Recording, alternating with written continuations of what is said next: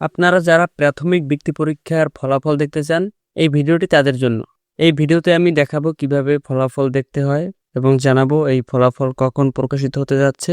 A to Z সম্পূর্ণ বিস্তারিত থাকছে এই ভিডিওতে। ভিডিওটি শুরু করার আগে আপনি যদি আমার চ্যানেলে নতুন হয়ে থাকেন তাহলে আমার চ্যানেলটি অবশ্যই সাবস্ক্রাইব করবেন। প্রাথমিক বৃত্তি পরীক্ষার ফলাফল দেখতে হলে এই যে ওয়েবসাইটে দেখতে পাচ্ছেন, এখানে দেখতে পাবেন। এই ওয়েবসাইটে আসার যে লিঙ্কটা, এটা আমি ডেসক্রিপশন বক্স দিয়ে রেখেছি এবং পিন কমেন্টেও দেওয়া আছে। সেখান থেকে আপনি এই ওয়েবসাইটে চলে এসে এখান থেকে ফলাফল দেখতে পাবেন। এই রকমের দুইটা লিঙ্ক, এই একটা লিঙ্ক আর এই একটা লিঙ্ক, এই দুইটা লিঙ্ক আমার ডেসক্রিপশন বক্সে দেওয়া আছে। ওখান থেকে যে কোনো একটা আপনি ক্লিক করলেই ফলাফলের পেজে চলে যাবেন এবং ওই পেজে গেলে কিছু ফর্ম আসতে পারে, যেমন রোল নম্বর, জেলা, বিভাগ, এগুলো পূরণ করতে বলতে পারে। তো সেগুলো পূরণ করে সাবমিট দিলেই আপনি আপনার কাঙ্ক্ষিত ফলাফল দেখতে পাবেন।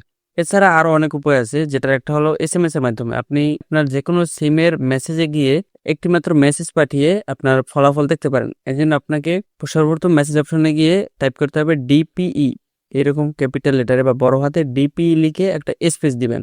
আমি যেখানে স্পেস লিখেছি এরকম স্পেস আপনারা লিখবেন না। মোবাইলে যে স্পেস থাকে একটা বা ফাঁকা দেওয়ার যে ঘরটা, সেরকম একটা ফাঁকা দিবেন। DPE লিখে একটা স্পেস দিয়ে আপনি যার জন্য রেজাল্ট দেখতে চান তার রোল নম্বরটা লিখবেন। এরপরে এই যে মেসেজটা আপনি পাঠিয়ে দিবেন 16222 এই নম্বরে। পাঠিয়ে দেওয়ার কিছুক্ষণ পরে একটা ফিরতি মেসেজে তার ফলাফল দেখা যাবে। এছাড়া আরো একটা উপায় হলো, প্রাথমিক শিক্ষা অধিদপ্তরে ফলাফলের একটা PDF প্রকাশিত হবে। সেই PDF দিয়েও আপনারা ফলাফল চেক করে নিতে পারেন আপনার রোল দিয়ে। আর এই ফলাফল কখন প্রকাশিত হতে যাচ্ছে?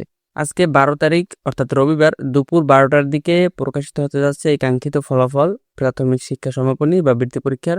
এরপরও যদি কোনো প্রশ্ন থাকে তাহলে আমাকে কমেন্ট করবেন, আমি অবশ্যই কমেন্টে রিপ্লাই দেবো। আর ভিডিওটি অবশ্যই শেয়ার করবেন আপনার পরিচিতদের মাঝে যাদের এরকম ভিডিও দরকার।